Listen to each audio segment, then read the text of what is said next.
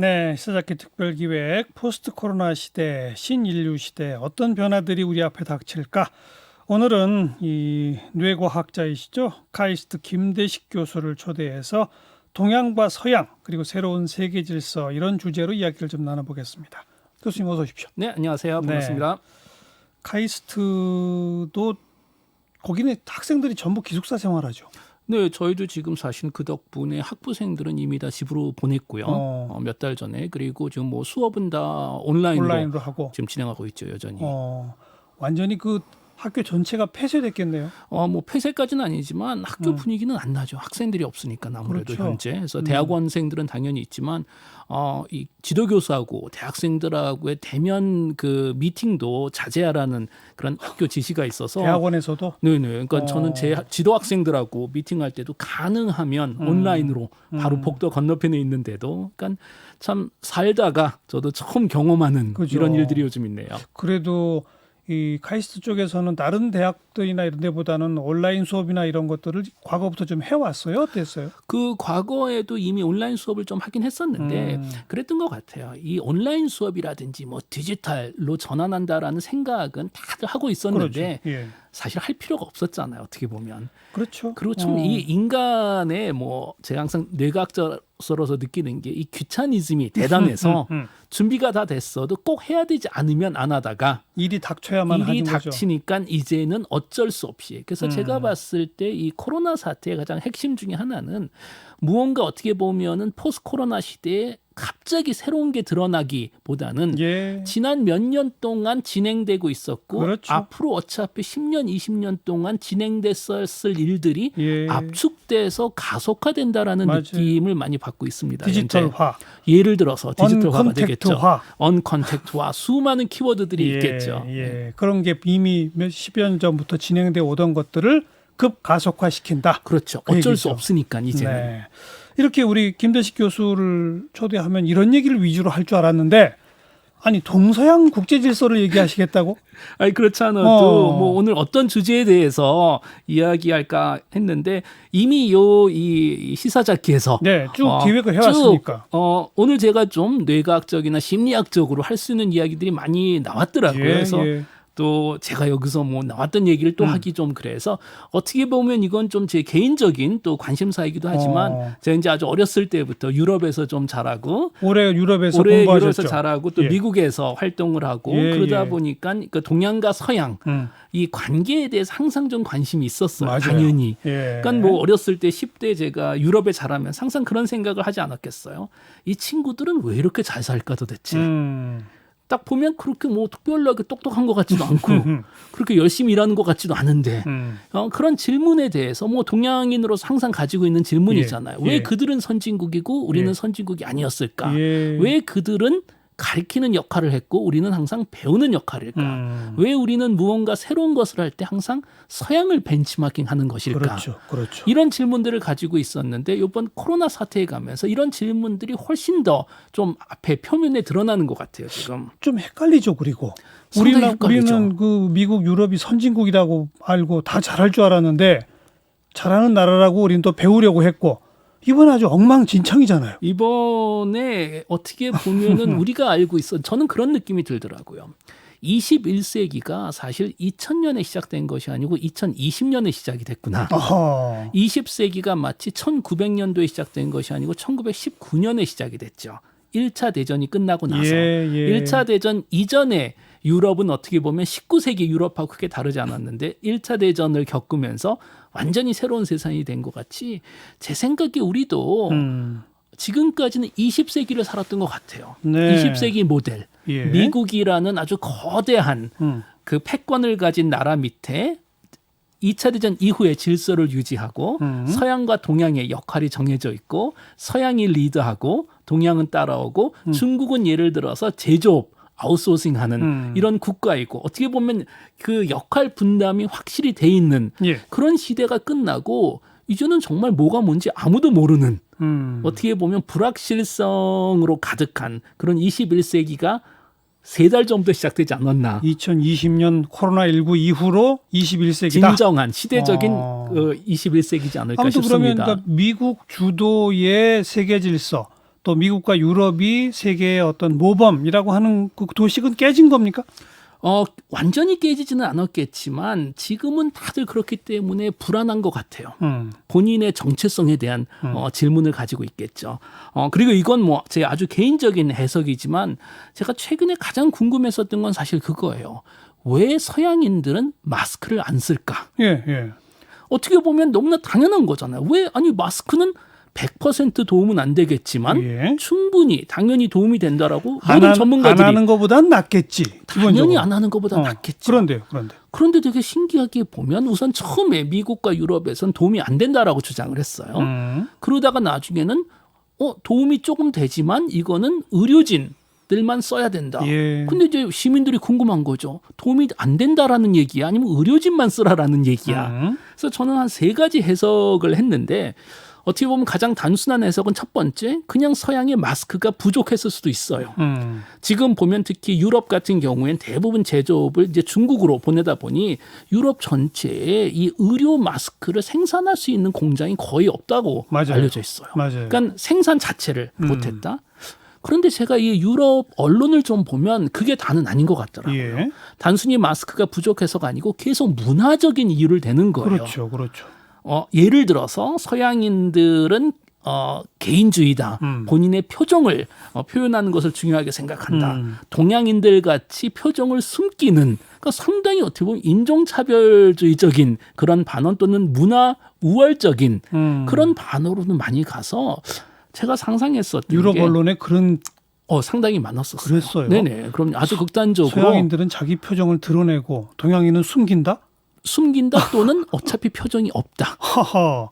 완전 인종차별이네요. 그렇죠. 그러다 보니 제가 느꼈던 거는 혹시 예. 잠재적으로 이 마스크가 도움이 된다라는 걸 알면서도 사실 이 마스크라는 것 자체가 처음으로 동양에서 제안이 됐었던 거잖아요. 서양에서 제안된 것이 아닌가. 그러니까 이걸 인정하는 게 어렵지 않았을까 심리적으로.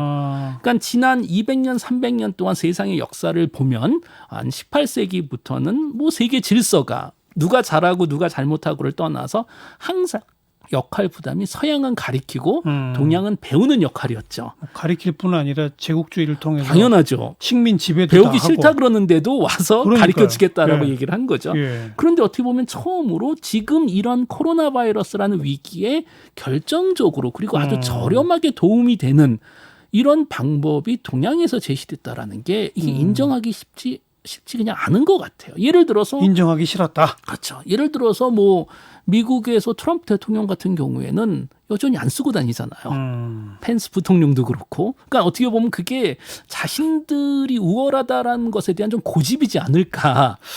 그래요. 저렇게 100만 명 이상의 뭐 몇십만 명씩 죽어나가는데도 여전히 그 문화적 우월감 때문에 그런단 말이에요. 그걸 가지고 계획은 안 했더라도 저는 상당히 심리적으로 포함이 돼 있지 않았나 싶어요. 예를 들어서 미국이나 유럽에서 국가 전체를 락다운 했었죠. 지금도 하고 있고 상당히 경제적인 코스트가 있는 거잖아요. 근데 논리적으로 보자면 경제적인 코스트가 가장 적은 마스크. 첫 번째. 두 번째 락다운이어야 될 텐데 지금은 거꾸로 하거든요. 그렇죠. 락다운을 해보고 마스크를 도입하는. 그래서 또 어떤 분들은 그런 말씀도 하세요. 뭐 유럽 특히 그 유럽인들이 이 얼굴을 가리는 이슬람에 대한 이런 좀 그 안 좋은 문화적인 그런 그 기억 때문에 반대를 한다. 뭐 그게 맞을 수도 있지만 아마 제 생각에는 이 3가지가 다 합쳐지지 않았나 싶어요. 그런데 이 서양의 유럽과 미국의 지도자들까지도 이제는 우리나라 대통령한테 전화해서 도움 요청하고 한국의 대처가 훌륭했다라고 하는 점에 대해서는 다들 인정하고 동의하잖아요. 최근에는 그 동의하고 인정하는 것뿐만이 아니고 이제 서양 언론을 보면은 솔직히 제가 조금 이렇게 막 그 좀 수상해야 할 정도로 너무 칭찬이 많더라고요. 근데 이제 좀 그런 것 같아요. 또 칭찬을 너무 하면 이것도 이제 우리가 질문을 해봐야 되겠죠. 제 개인적인 생각으로는 물론 지금 그 한국에 대한 또 K 방역에 대한 칭찬 현실에 반영을 많이 하겠죠. 우리가 잘한 게 많기 때문에. 그런데 보면 그 이상으로 좀 칭찬을 하는 것 같아서 또 뭔가 있는 것 같다라고. 뭐예요, 제가 가설을 하자면 지금 전 세계적으로 보면 이 코로나 바이러스라는 팬데믹을 그나마 지금 잘 컨트롤하고 해결한 국가는 중국하고 한국이겠죠. 예. 그런데 제 생각에 그 미국과 유럽에서 중국은 절대로 롤 모델로 삼고 싶지 않은 것 같아요. 계속 그러니까 중국을 비판하고 그렇죠. 중국에서 지금 연구소에서 결국 뭐 바이러스가 그렇죠. 나왔다 그러고 모든 사람들이 기대하는 게 과거 미국과 소련의 냉정 시대가 있었던 것 같이 미국과 중국의 뭐 신냉정 시대가 앞으로 올 거다. 그럴 경우에 이제 앞으로 이제 전 그 서양과 경쟁자인 중국에 크레딧을 주기보다는 예. 근데 보면 대신에 한국이 좀 플러스 알파를 받고 있는 게 아닐까라는 느낌이 들더라고요. 그러면 이번 사태를 겪고 난 21세기의 동서양의 갈등은 심화됩니까? 완화됩니까? 서로 배우면 과정으로 갑니까? 저는 어쩔 수 없이 더 안 좋아지지 않을까라는 그래요? 생각을 가지고 있어요. 그것도 상당히 안 좋아지지 않을까. 왜요? 왜 그렇게 생각하세요? 우선은 그런 게 있습니다. 그러니까 우리 인간은 인류는 언제나 영웅을 필요로 해요. 그게 개인적인 차원에서도 그렇고 국가적인 차원에서도 그렇고. 그런데 인류에게 영웅은 누구냐면 영웅은 하루아침에 생기는 것이 아니고 내 인생이나 시대의 커다란 문제, 재난 또는 혼란이 있을 때 그걸 타개해내는 사람. 그것을 해결해 그렇죠. 주는 이가 예. 영웅이죠. 당연히. 예. 우리가 20세기를 기억해 보면 가장 큰 전 세계의 그 재난은 어떻게 보면 뭐 파시즘이었죠. 그리고 그 파시즘을 2차 대전 이런 2차 거. 대전이죠. 어떻게 보면 해결해 준 국가가 뭐 미국이겠죠. 2차 대전을 통해서. 그러다 보니 영웅이 된 거죠. 예. 그리고 영웅의 스토리는 전설이 됩니다. 그리고 그 전설을 통해서 보통 한 시대의 패권이 만들어지는 예. 거고 예. 그걸 우리는 팍스 아메리카노라고 부르고 지금까지 유지되고 있는 거죠. 자, 21세기에 가서 이제는 코로나 바이러스라는 또 하나의 재난이 등장을 했는데 예. 그렇다면 재밌는 질문은 포스트 코로나 시대의 영웅은 누가 될까? 두 국가가 지금 경쟁을 하는 거잖아요.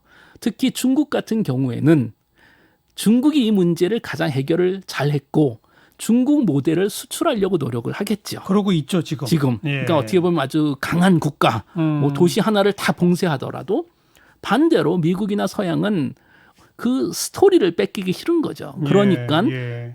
바이러스 자체가 중국에서 온 것이 아니냐. 그래서 맞아요. 중국 바이러스, 뭐 우한 실험실에서 나온 게 아니냐라는 그런 스토리. 지금 너무너무 흥미로운 이 미래의 영웅이 누가 되느냐에 따른 그 스토리 전쟁을 좀 하고 있는 것 같은데 누가 이기더라도 예. 진 국가에서 쉽게 받아들일 수가 승복을 없겠죠. 안 한다. 승복을 하기가 어렵겠죠. 아무래도. 결국 미중 패권 갈등은 이번 일을 계기로 더 강화될 것이다. 당연히 그건 강화될 텐데 저는 또 하나 문제가 있을 것 같아요. 뭐예요? 그건 뭐냐면 우리가 곰곰이 기억해 보면 지난 30년, 40년, 50년 동안의 인류는 아주 특이한 우리는 삶을 살았죠. 그건 뭐냐면 인류 역사상 처음으로 평범한 사람들이 해외여행을 할 수 있었죠. 맞아요. 맞아요. 다른 문명, 다른 문화를 보고 다른 인종과 접촉을 할 수 있는 한 번도 그런 일이 없었거든요. 그렇죠. 그렇죠.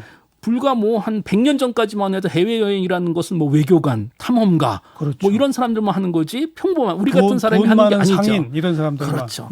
지금 보시면 지금 전 세계 항공사들, 항공권 다 지금 멈춰 있죠. 다 멈춰. 해외여행은 불가능합니다. 현재로서. 예. 뭐 웬만한 항공사 같은 경우에는 비행기 90%가 공항에다 서 있고요. 예. 물론 제 생각에는 몇 달 후에는 출장 여행은 가능해질 거예요. 뭐 비즈니스는 해야 될 테니까 어려워지겠죠. 뭐 코로나 바이러스가 없다라는 걸 증명해야 되고 뭐 항체 패스포드 예. 같은 걸 보여주든 예. 그러나 이유 없이 일반인들이 관광 목적으로 가는 해외 여행은 상당히 오랫동안 불가능하지 않을까라고 생각해 볼 수 있습니다.